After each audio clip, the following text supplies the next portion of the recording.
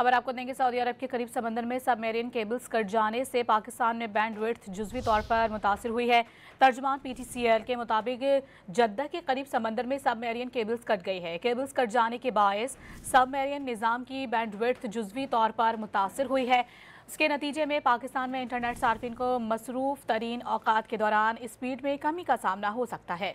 तर्जुमान का कहना है कि बैनुल-अक़वामी शराकतदार इदारे मसले को तरजीही बुनियादों पर हल करने की भरपूर कोशिश कर रहे हैं, जबकि मुतबादिल बैंडविड्थ का निज़ाम भी किया जा रहा है ताकि सारिफिन पर इस तात्तुल के असरात को कम से कम किया जा सके।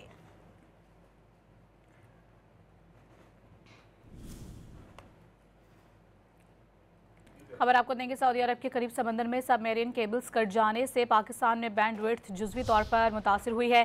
तर्जुमान PTCL के मुताबिक जद्दा के करीब समंदर में सबमरीन केबल्स कट गई है। केबल्स कट जाने के बायस सबमरीन निज़ाम की बैंडविड्थ जुज़वी तौर पर मुतासिर हुई है।